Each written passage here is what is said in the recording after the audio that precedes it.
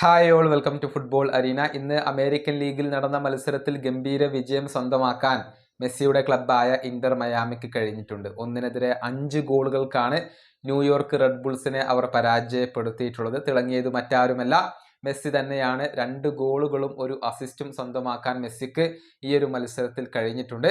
സമീപകാലത്തെ ഇന്റർ മയാമിക്ക് വേണ്ടി മിന്നുന്ന പ്രകടനമാണ് മെസ്സി പുറത്തെടുക്കുന്നത്. ഏതായാലും ഈ മത്സരത്തിലൂടെ ഒരു റെക്കോർഡ് സ്വന്തമാക്കാൻ മെസ്സിക്ക് കഴിഞ്ഞിട്ടുണ്ട്. സൂപ്പർ താരം ക്രിസ്ത്യാനോ റൊണാൾഡോയെയാണ് മെസ്സി ഇപ്പോൾ മറികടന്നിട്ടുള്ളത്.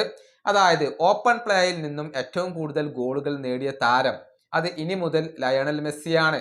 പെനാൽറ്റി കൂടാതെ മെസ്സി 764 ഗോളുകളാണ് തൻ്റെ കരിയറിൽ നേടിയിട്ടുള്ളത്. ക്രിസ്ത്യാനോ റൊണാൾഡോയെ അദ്ദേഹം മറികടന്നു.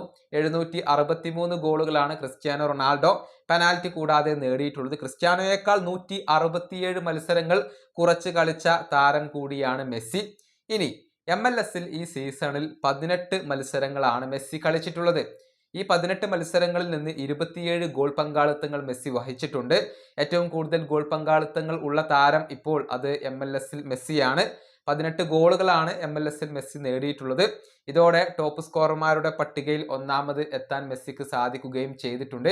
കരിയറിൽ ആകെ 1260 ഗോൾ പങ്കാളിത്തങ്ങൾ വഹിക്കാൻ മെസ്സിക്ക് കഴിഞ്ഞിട്ടുണ്ട്. ആകെ 874 ഗോളുകളാണ് മെസ്സി നേടിയിട്ടുള്ളത്.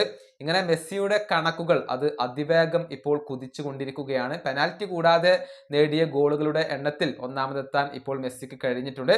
ഏതായാലും അദ്ദേഹത്തിന്റെ ഈ ഒരു മാസ്മരിക പ്രകടനം അത് ആരാധകർക്ക് സന്തോഷം നൽകുന്ന ഒരു കാര്യമാണ്. ഈ വീഡിയോയുടെ അവസാനിപ്പിക്കുന്നു. അടുത്തൊരു വീണ്ടും കാണാം.